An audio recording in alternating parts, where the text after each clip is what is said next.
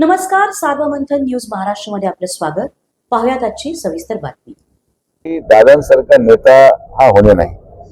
मला व्यक्तिगत वाईट यासाठी वाटतं की कुठेतरी मी त्यांच्या स्वभावाला बांधील राहून काम करतो. सत्यजित त्याच दृष्टिकोनातून काम करतो. आम्ही जरा अक्षय अजून हळूहळू बोलायला तर सवय लागेल तर शांतपणे घेतो जरा. पण मी असेल, कर्डिले साहेब होते, सत्यजित, आम्ही मुफट लोक आहोत. आम्हाला दुर्दैवाने चोऱ्या जमत नाहीत किंवा आम्हाला असं स्पष्टता ही आमच्या कदाचित आडे येते. पण आम्ही दादांकडे पाहून असं वागलो आणि शेवटी जनतेसाठी आपण स्पष्ट भूमिका घेत असतो. आम्हाला काही त्याच्यामधलं कुठल्या पदाचा अहंकार होता किंवा आहे असं काही नाही. कधी कधी कठोर व्हावं लागतं. मी नेहमी म्हणतो की कडू बोलणारा माणूसच तुमच्या कामी येऊ शकतो. गोड बोलणारे माणसं घरी बसवा तरच तुमचा विकास होईल, हे माझं स्पष्ट मत आहे. देवळी प्रवरचे नगराध्यक्ष सत्यजितजी कदम आणि जिल्हा बँकेचे संचालक अक्षयजी कर्डिले या दोन्हीही राहुरी आणि देवळी प्रवराच्या व्यापाऱ्यांच्या समस्या घेऊन पालकमंत्री महोदयांकडे आले होते. माननीय पालकमंत्री महोदयांनी देखील व्यापाऱ्यांच्या या मीटिंगसाठी वेळ दिलेला होता. पण दुर्दैवाने जिल्हा परिषदच्या प्रचाराची जबाबदारी शिरूरमध्ये पुणे जिल्ह्यात त्यांना माननीय मुख्यमंत्री महोदयांनी दिल्या कारणाने ते आज या ठिकाणी येऊ शकले नाही आणि म्हणून त्यांच्या अनुपस्थितीमध्ये मला या ठिकाणी यावं लागलं. जे काही समस्या नगर मनमाडच्या आतापर्यंत या राहुरी शहर आणि देवळी प्रवरच्या नागरिकांना झालेल्या होत्या, नॅशनल हायवेचे अधिकारी इथे उपस्थित होते. ते सगळ्या प्रश्नांचं एक साधक चर्चा करून सामंजस्य तोडगा काढून लोकांनाही त्रास होऊ नये, रस्ताही पूर्ण झाला पाहिजे, ठेकेदारालाही सहकार्य व्हावं, प्रशासनावर दबाव येऊ नये आणि या रस्त्यावर वाहतूक करणारे जे साई भक्त आहेत किंवा शनी शिंगणापूर येणारे जे भाविक आहेत त्यांनाही त्रास होऊ नये, अशा प्रकारचं एक मध्यमार्ग आज निघल्यासारखं वाटतो. माझी सर्व नागरिकांना विनंती आहे की रस्ता बऱ्याच वर्षांनंतर होत आहे तर थोडाफार त्रास सहन करावा लागेल आणि जे काही अडचणी असतील त्या अडचणी चर्चेतून सोडवल्या गेल्या पाहिजे. कुठेतरी आंदोलन करून किंवा कोणाला तरी हातपाय मारून किंवा कोणाला झापड मारून हा प्रश्न सुटणार नाही, तो अजून चिघळणार. तर आपण सगळे एकाच भूमिकेत आहोत की रस्ता झाला पाहिजे आणि त्यासाठी सगळ्यांनी सहकार्य करावं. मला विश्वास आहे की त्या उद्देशाने आदरणीय प्रधानमंत्री महोदयांच्या नेतृत्वामध्ये काम चालू आहे, केंद्र सरकारचं काम चालू आहे.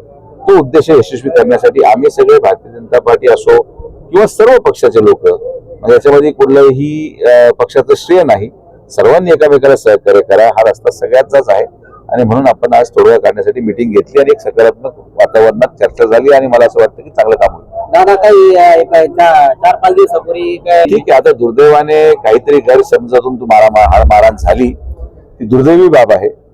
मारहाण करणारे पण सगळ्यांना माहिती होते. मी त्यांच्याशी चर्चा केली, त्यांनी देखील दिलगिरी व्यक्त केलेली आहे की जी काही घटना घडली ती योग्य नाही. काहीतरी शब्दामध्ये त्याला म्हणतो आपण बाचाबाची झाली, काहीतरी वेगळा शब्द निघाला असेल तर त्यामुळं त्याचा पर्याय हा नाही की गुन्हा दाखल व्हावा. मारामारी जरी झाली तर मी ठेकेदारांची मीच माफी मागितली, ज्यांनी मारलं त्यांनी माफी मागितली आणि मग आता लगेच रस्ता दुसरा सुरू झाला. तर असा सकारात्मक तोडगा काढला पाहिजे.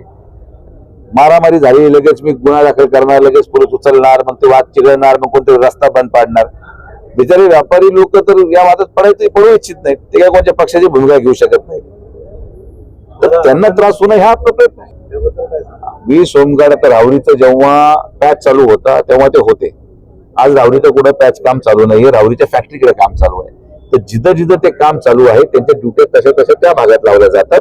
जसं आता राहुरी फॅक्टरीवर आपण काम सुरू करून परत येत आहोत ते परत राहुरी शहरामध्ये दिसायला लागतील. तर राहुरी शहरामध्ये नव्हते, राहुरीचा हा जो पूर्ण पॅच आहे तो करण्यासाठी घेतले गेले. मात्र आता लग्नाची तीच पाहता आम्ही हा निर्णय घेतला की राहुरीचा एक बडूचा रस्ता पूर्ण केल्यानंतर हा लग्नाचा तीच थोडी थंड होऊ द्या, तोपर्यंत राहुरीच्या बाहेर काम व्हावं असा आम्ही प्रयत्न केला. त्या लोकेशनला होमगार्ड मात्र आहे. राहुरी शहरात 15 दिवसात काम होणार ना? 20 फेब्रुवारी पर्यंत राहुरी शहरापर्यंत काम आणण्याचा आपला प्रयत्न आहे. पण तुम्ही एक गोष्ट समजून घेतली पाहिजे की ज्या लग्न तीच आहेत, एवढ्या मोठ्या प्रमाणात लग्न आहेत, उद्या पण आहेत, परवा पण आहेत, थोडंसं लग्न तीजच्या वेळेस शहरामध्ये काम करणं हे अतिशय घातक होऊ शकतं. ट्रॅफिक जाम मोठ्या प्रमाणात लागेल. म्हणून हे लग्न सराई ज्या त्या तारखा नाही आहेत त्या तारखा आम्ही आयडेंटिफाय करू आणि मग त्या तारखांमध्येच राहुरी शहरामध्ये त्या 4-5 दिवसामध्ये काम घटकेने उरकून घेऊ. दादा अतिक्रमणाबद्दल आपण काय सांगतो? जो काही 30 मीटरचा ROW आहे नॅशनल हायवेने निश्चित केलेला गटर ज्या ठिकाणी बांधण्यात येत आहे गटरच्या बाहेर 4.2 मीटर ही नॅशनल हायवेची हद्द आहे. आज सगळ्यांची चर्चा केल्यानंतर जे राहुरीमध्ये अतिक्रमण झालेलं आहे, माझी सगळ्या राहुरीच्या सगळ्या जनतेला विनंती आहे की आज या पुढच्या 3 दिवसामध्ये नॅशनल हायवेचे अधिकारी त्यांच्या हद्दी या झेंडा लावून 50-50 मीटरच्या अंतरावर मार्क करतील. त्या हद्दी निश्चित झाल्यावर जेवढे लोक त्या हद्दीमध्ये आहेत त्यांनी त्यांचे जे काही व्यवसाय असतील ते मागे सरकून घ्यावेत आणि मागे सरकल्यानंतर मग तो रस्ता समोपचाराने मोकळा व्हावा आणि तिथं पेव्हिंग ब्लॉकचं प्रयोजन आपण करत आहोत. तो प्रस्ताव दिल्लीला पाठवून तो प्रयोजन झाल्यानंतर पेव्हिंग ब्लॉक लावले जातील. मात्र जर ते मागे गेले नाहीत तर अतिक्रमण काढायचा निर्णय हा घ्यावा लागेल आणि प्रशासन अतिक्रमण काढायचा निर्णय घेऊन पुढे कारवाई करेल.